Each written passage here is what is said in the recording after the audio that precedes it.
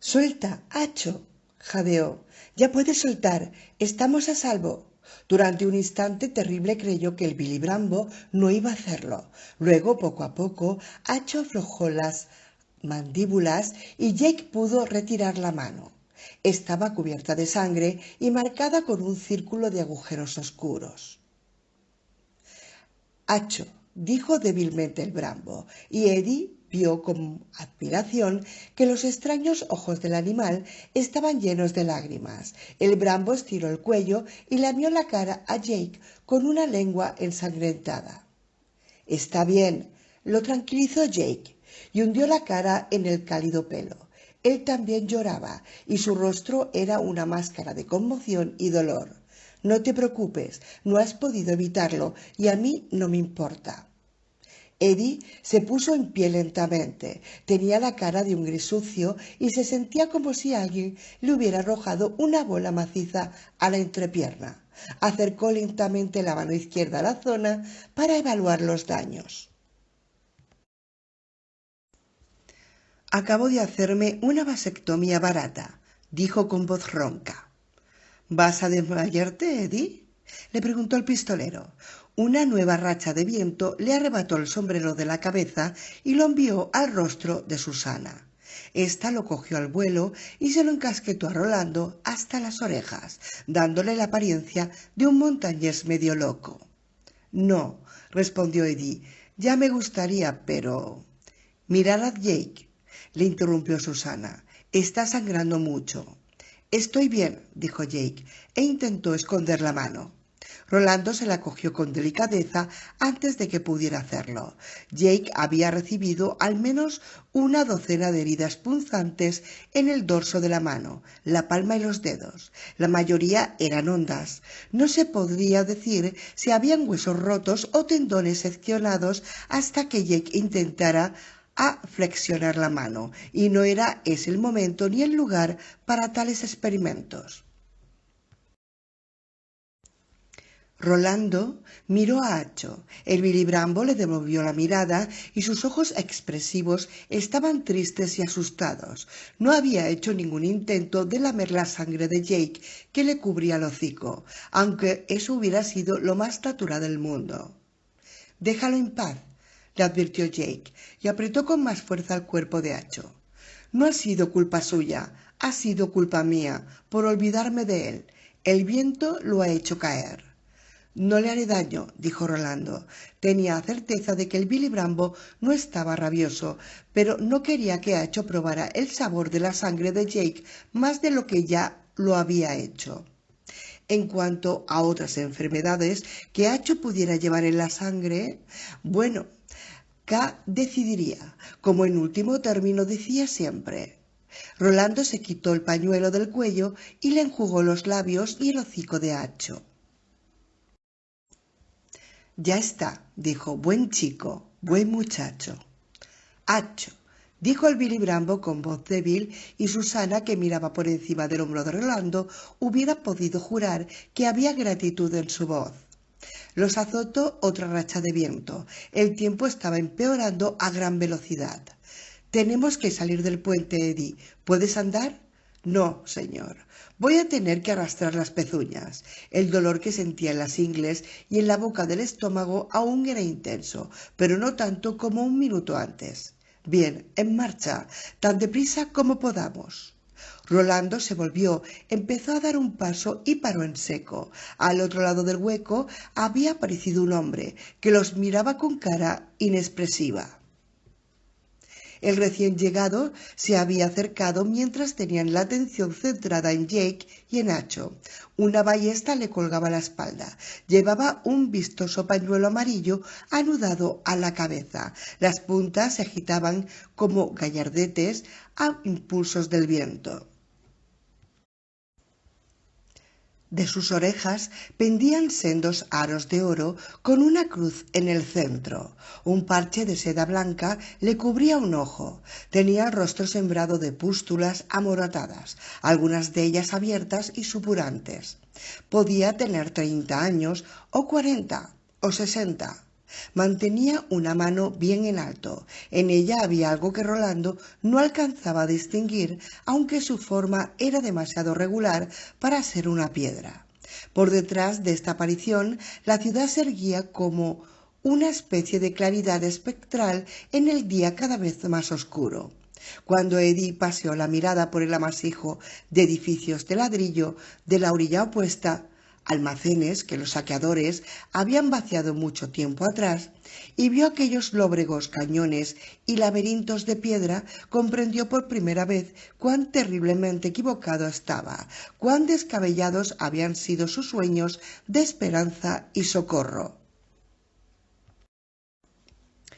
Vio las fachadas derruidas y los tejados rotos, vio los toscos nidos de pájaro en las cornisas y en los huecos de las ventanas desprovista de cristales. Se permitió oler incluso la ciudad, y su olor no era de especias fabulosas y alimentos exóticos como los que a veces su madre compraba en Zabar, sino más bien el hedor de un colchón al que se le ha prendido fuego, se ha dejado arder un rato y luego se ha apagado con agua de cloaca.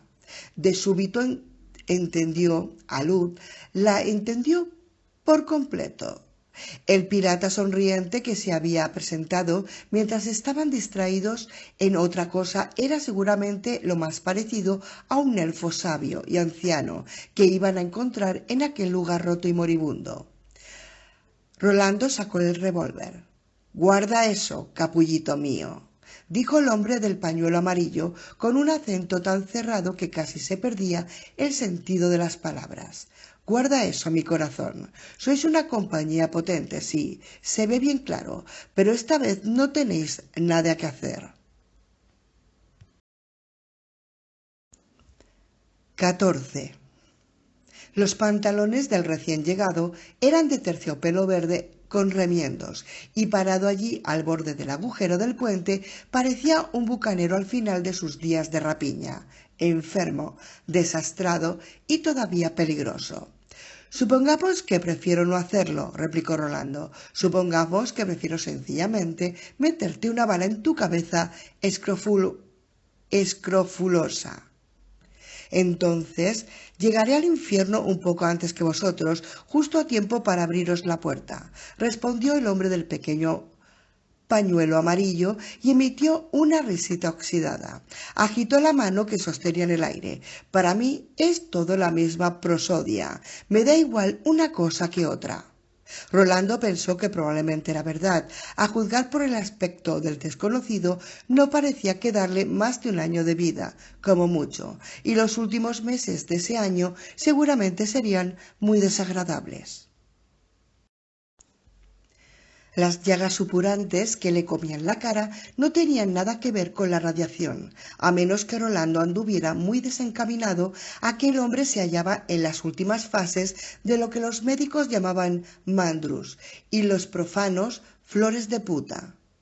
Enfrentarse a un individuo peligroso siempre era un mal asunto, pero al menos en un encuentro así se podían calcular las posibilidades. Cuando había que enfrentarse a un muerto, empero, todo era muy distinto. «¿Sabéis qué tengo aquí, queriditos míos?», preguntó el pirata. «¿Sabéis que acaba de caerle casualmente en las manos a vuestro viejo amigo el Chirlas? Es un granado, una cosita guapa que se dejaron los antiguos, y ya le he quitado la cubierta, porque quedarse cubierto antes de hacer las presentaciones sería de muy mala educación, vaya si no». Se puso a reír a carcajadas, pero de repente su expresión se volvió grave de nuevo. La jocosidad desapareció al instante, como si hubieran accionado un conmutador en su cerebro degenerado. «Ahora, querido, lo único que sujeta la aguja es mi dedo. Si me matas, habrá una explosión muy grande, y tú y el chocho de mona que llevas a la espalda quedaréis vaporizados. El pimpollo también, creo yo. El jovenzuelo que tienes detrás y que me está apuntando con una pistola de juguete quizás salga con vida, pero solo hasta chocar con el agua. Y lo que es chocar, chocaría, porque Hace 40 años que el puente se aguanta por los pelos y solo le hace falta un empujoncito para hundirse en el río. Así que, ¿quieres guardar el hierro o prefieres que nos vayamos juntos al infierno en este mismo carretón? Rolando sopesó brevemente la posibilidad de arrancarle de la mano con un disparo bien dirigido a aquel objeto que llamaba granado, pero vio con qué fuerza lo agarraba y enfundó el revólver. «Ah, bien», exclamó el Chirlas, alegre y de nuevo. «Nada más verte he sabido que eras un punto de primera. Vaya si no». «¿Qué quieres?», le preguntó Rolando, aunque ya creía conocer la respuesta. El Chirlas alzó la mano libre y señaló a Jake con un dedo mugriento. «El pimpollo. Dame el pimpollo y los demás tenéis vía libre». «Vete a la mierda», saltó Susana al instante. «¿Por qué no?». El pirata soltó una risotada. «Dame un trozo de espejo y me la saco aquí mismo y se la meto. ¿Por qué no?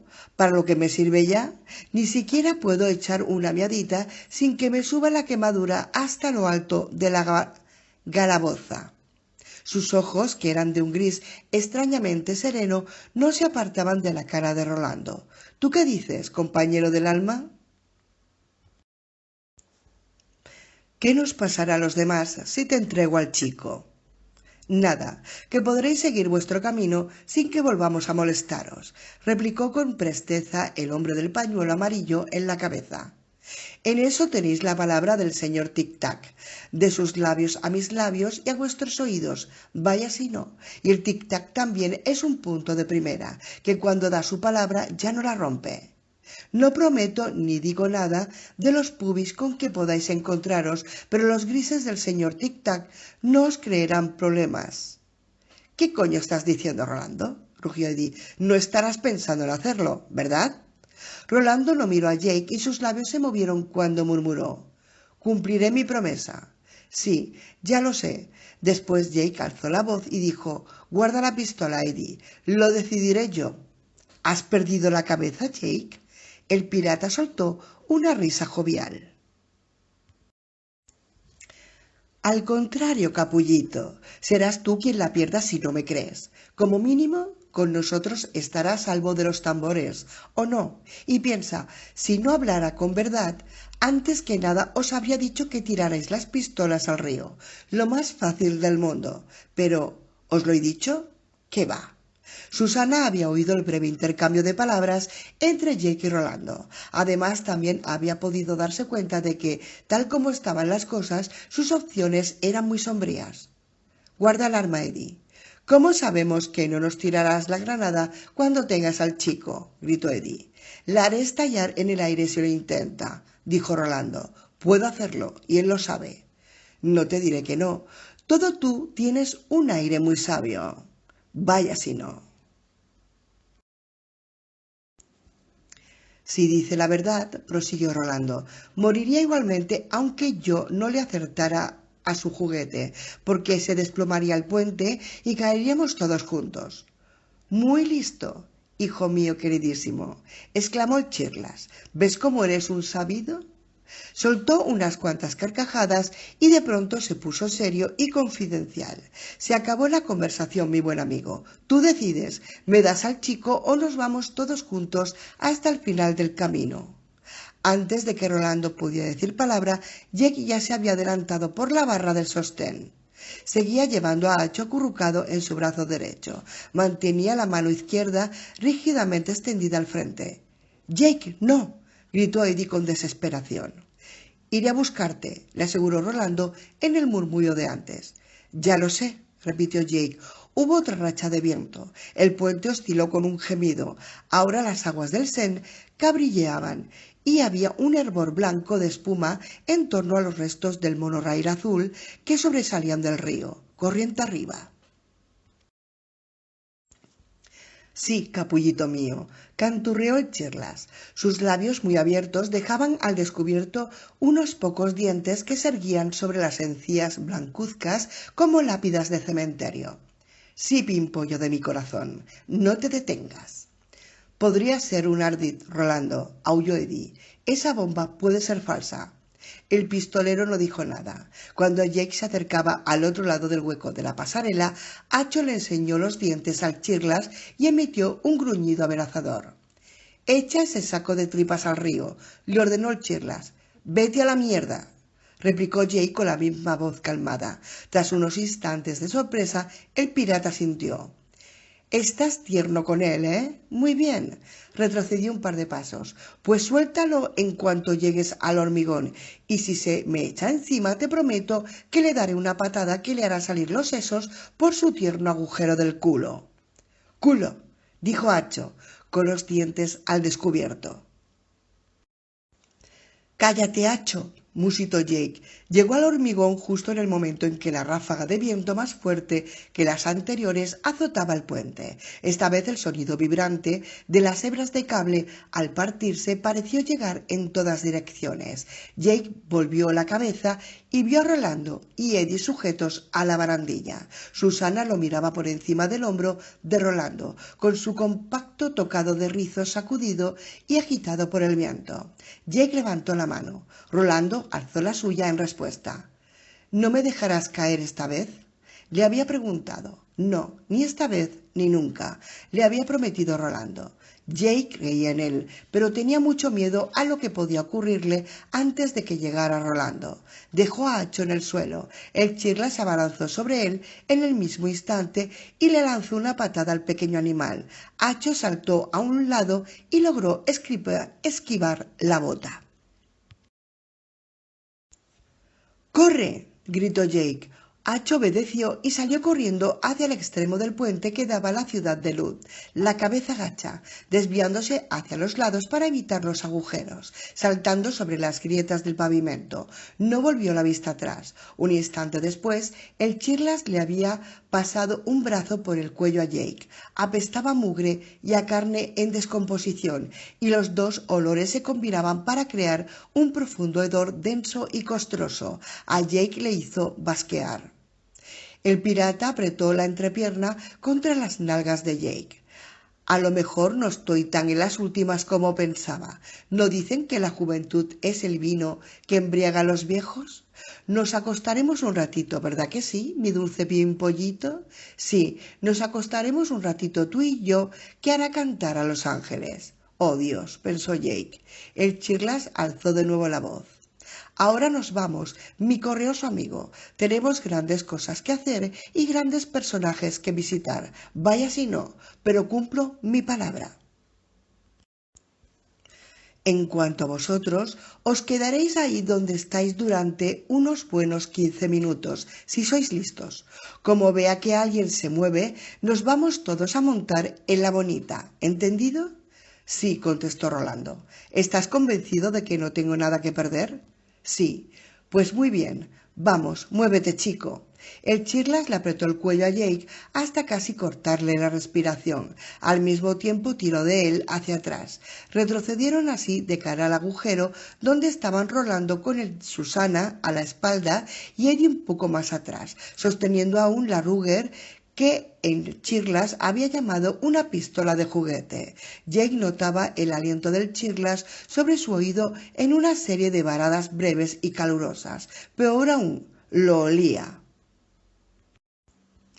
«No intentes nada», siseó el Chirlas, «o te arrancaré los colgajos y te los meteré por el calicatas. Y sería lamentable perderlos antes de haber tenido ocasión de usarlos. ¿No crees? Muy triste, realmente». Llegaron al final del puente. Jake se puso en tensión, temiendo que el Chirlas arrojara la granada a pesar de sus promesas, pero no lo hizo, al menos no inmediatamente. Siguió tirando de Jake por un estrecho pasaje entre dos pequeñas estructuras que probablemente en otro tiempo habían servido como cabinas de peaje. Más allá, los almacenes de ladrillo se alzaban ominiosos como las galerías de una cárcel. «Ahora, capullito, voy a soltarte del cuello, pues si no, ¿cómo ibas a correr sin respirar? Pero te cogeré del brazo, y si no corres como el viento, te juro que te lo arrancaré y lo usaré como porra para romperte la cabeza. ¿Entendido?» El chico asintió y de pronto sintió desaparecer aquella terrible y asfixiante presión sobre la tráquea. Y en cuanto desapareció la presión, Jake volvió a cobrar conciencia de la mano. La notaba caliente, inflamada y llena de fuego. Entonces el Chirlas le agarró el bíceps con los dedos como flejes de acero y se olvidó otra vez de la mano. ¡Cuchi, cuchi!, gritó el Chirlas en un falsete grotescamente jovial y agitó la mano de la granada hacia nosotros. «Adiós, queridos», e inmediatamente le gruñó a Jake. «Y ahora corre, pimpollín putañero, corre». Al mismo tiempo, le dio un tirón que le hizo girar en redondo y le obligó a salir corriendo. Los dos bajaron a la carretera por una rampa en curva que conducía al nivel de la calle. El primer pensamiento que se le ocurrió confusamente a Jake fue que así se vería la avenida de East River 2 o 300 años después de que una misteriosa peste cerebral hubiese exterminado a toda la gente cuerda del mundo. Las aceras estaban bordeadas a intervalos por viejos montones de chatarra oxidada, que sin duda en otro tiempo habían sido automóviles. Los que más abundaban eran unos coches pequeños en forma de burbuja que no se parecían a ningún otro modelo que Jake hubiera visto antes, a excepción quizá de los que conducían los personajes de Walt Disney en tebeos. Pero entre ellos distinguió un antiguo escarabajo, Volkswagen, un automóvil que hubiera podido ser un Chevrolet Corvair y algo que le pareció un Ford modelo A. Ninguna de aquellas siniestras carcasas tenía neumáticos. Hacía mucho tiempo que se los habían robado o se habían pudrido hasta deshacerse en polvo, y todos los vidrios estaban rotos, como si los habitantes que quedaban en la ciudad aborrecieran todo lo que pudiera mostrarles su propio reflejo, aunque fuera por casualidad. Debajo de los coches abandonados y entre ellos, la calzada estaba cubierta de fragmentos metálicos inidentificables y vivos destellos de cristal. En una época remota y más feliz se habían plantado árboles en las aceras, pero ahora estaban tan enfáticamente muertos que se recortaban contra el cielo nublado como severas esculturas de metal. Algunos almacenes habían sido bombardeados y se habían venido abajo por sí solos, y más allá de las desordenadas pilas de ladrillos que habían dejado como único recuerdo, Jake alcanzó a ver el río y los decrépitos y oxidados apuntalamientos del puente sobre el Send. El olor a podredumbre mojada, un olor que casi parecía rugir de odio en la nariz, era más intenso que nunca. La calle conducía hacia el este, separándose del camino de Laz, y Jake advirtió que cada vez se iba llenando más de cascotes y desechos. 6 o 7 manzanas más abajo parecía completamente obstruida, pero aún así el Chirlas lo llevaba directamente hacia allí. Al principio Jake seguía la marcha, pero el pirata había impuesto un ritmo terrible. Jake empezó a jadear y se retrasó un paso. El Chirlas casi lo derribó de un tirón y siguió tirando de él hacia la barricada de basura, cascotes de hormigón y oxidadas vigas de acero que se alzaban entre ellos.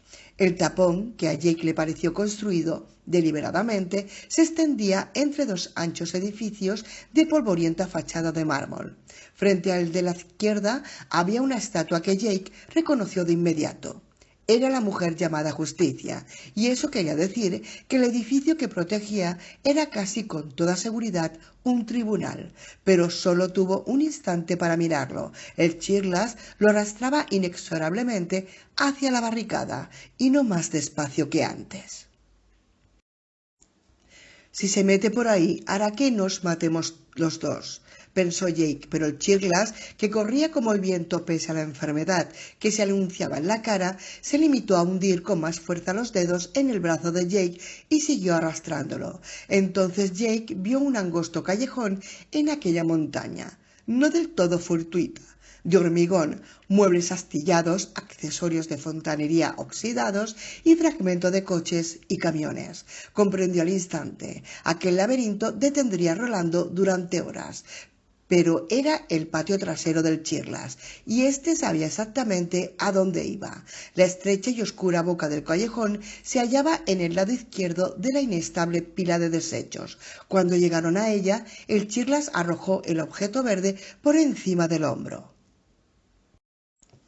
Vale, más vale que te agaches, querido, chilló y lanzó una serie de risitas histéricas. Un instante después, una tremenda explosión hizo temblar la calle. Uno de los coches en forma de burbuja saltó a 7 metros de altura y cayó sobre el techo. Una granizada de ladrillos silbó en torno a la cabeza de Jake y algo le golpeó con fuerza el omóplato izquierdo. Jake se tambaleó y habría caído de no ser porque el Chirlas lo sostuvo y lo metió de un tirón en el estrecho pasadizo de cascotes. Una vez dentro, lóbregas-sombras se adelantaron anhelantes y los engulleron. Cuando hubieron desaparecido, un animalito peludo se asomó a rastras por detrás de un gran trozo de hormigón.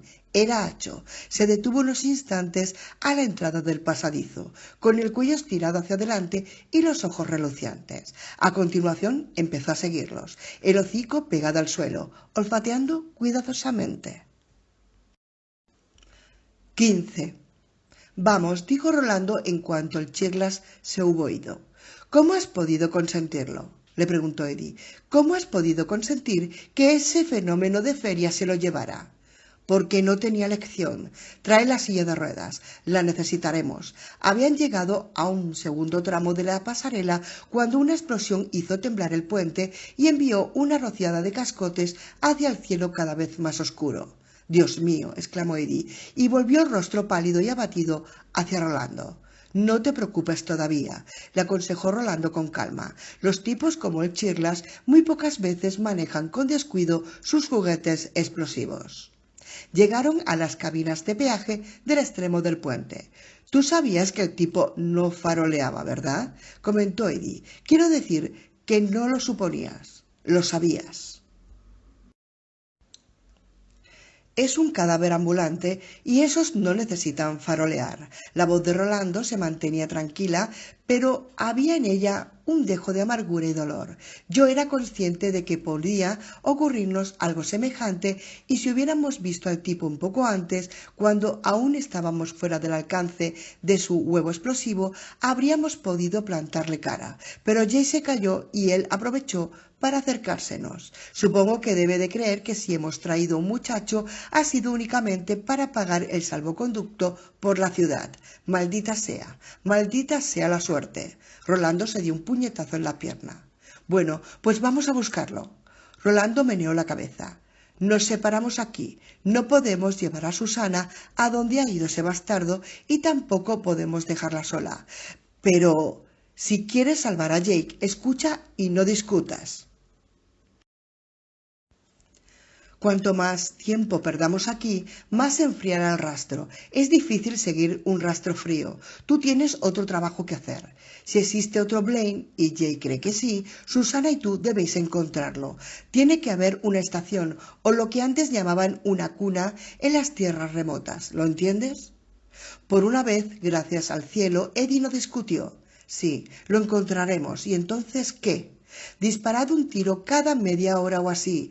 Vendré cuando tenga a Jake. Los disparos también pueden atraer a otros, observó Susana. Eddie la había ayudado a descender del arnés y volvió a estar sentada en la silla de ruedas. Rolando los miró con frialdad. Ocupaos de ellos. Muy bien. Eddie extendió la mano y Rolando le dio un breve apretón. Encuéntralo, Rolando. Lo encontraré. Eso no me preocupa, pero rezad a vuestros dioses porque lo encuentre a tiempo y recordad los rostros de vuestros padres. Susana sintió. Lo intentaremos. Rolando les volvió la espalda y echó a correr por la rampa con pies ligeros. Cuando se perdió de vista, Eddie miró a Susana y no le sorprendió mucho descubrir que estaba llorando. También él tenía ganas de llorar. Apenas media hora antes era un compacto grupito de amigos. Su grata camaradería había quedado hecha añicos en unos pocos minutos. Jake secuestrado. Rolando desapareció en pos de él. Incluso Acho había huido. Eddie no se había sentido tan solo en su vida. Tengo la sensación de que no volveremos a verlos más, dijo Susana. A ninguno de los dos. Claro que sí, protestó Eddie con aspereza, pero comprendía lo que había querido decir Susana, porque también él tenía la misma sensación, la premonición de que la búsqueda había terminado casi antes de empezar le oprimía el corazón. En un combate contra Atila el Huno ofrecería apuestas de 3-2 en favor de Rolando el Bárbaro. Vamos, Sius, tenemos que coger el tren. ¿Pero dónde? Preguntó ella acongojada. No lo sé. Podemos preguntárselo al primer elfo sabio que encontremos. ¿De qué estás hablando, Eduardín? De nada, respondió, y puesto que eso era tan condenadamente cierto que casi le hacía saltar las lágrimas, aferró los manillares de la silla de ruedas y empezó a bajar por la rampa agrietada y cubierta de trozos de vidrio que conducía a la ciudad de Lud. 16. Jake se hundió rápidamente en un mundo brumoso en que los únicos hitos eran dolor, la mano palpitante, el brazo donde los dedos del chirlas se clavaban como pernos de acero, los pulmones que le ardían. No había llegado muy lejos cuando una ardiente y profunda punzada en el costado izquierdo vino a sumarse a esos dolores y acabó relegándolos a un segundo plano. Jake se preguntó si Rolando ya habría empezado a seguirlos. También se preguntaba por cuánto tiempo podría sobrevivir Acho en aquel mundo tan distinto a los llanos y selvas que había conocido hasta entonces. De pronto el chirlas le pegó un puñetazo en la cara que le hizo sangrar la nariz y el pensamiento se disolvió en un rojo baño de dolor. Venga, cabroncete, mueve ese culo tan dulce. Corro todo lo que puedo, jadeó Jake, y consiguió esquipar por los pelos una gruesa astilla de vidrio que sobresalía del muro de cascotes como un diente largo y transparente. Te conviene que no sea cierto, porque si es verdad te dejaré frío de un golpe y te arrastraré por los pelos. Y ahora muévete, cabroncete. Jake se obligó, no sabía cómo, a correr más deprisa. Había entrado en el pasaje con la idea de que no tardarían en volver a salir a la avenida, pero, muy a su pesar, empezaba a darse cuenta de que eso no iba a suceder. Aquello era más que un pasaje. Era una ruta camuflada y fortificada que se internaba cada vez más profundamente en el territorio de los grises. Los altos e inestables muros que se cernían sobre ellos estaban construidos con un exótico surtido de materiales, coches parcial o totalmente aplastados por las masas de granito y acero colocadas sobre ellos, columnas de mármol, máquinas industriales desconocidas que estaban rojas de óxido allí donde no estaban todavía negras de grasa, un pez de cromo y cristal, grande como un avión particular, con una críptica palabra de la alta lengua, deleite, cuidadosamente grababa en el escamoso y refulgente flanco, cadenas entrecruzadas, cada eslabón tan grande como la cabeza de Jake, envolviendo demenciales amasijos de muebles que parecían sostenerse sobre ellos. Es tan precario equilibrio como los elefantes de circo en sus minúsculas plataformas de acero.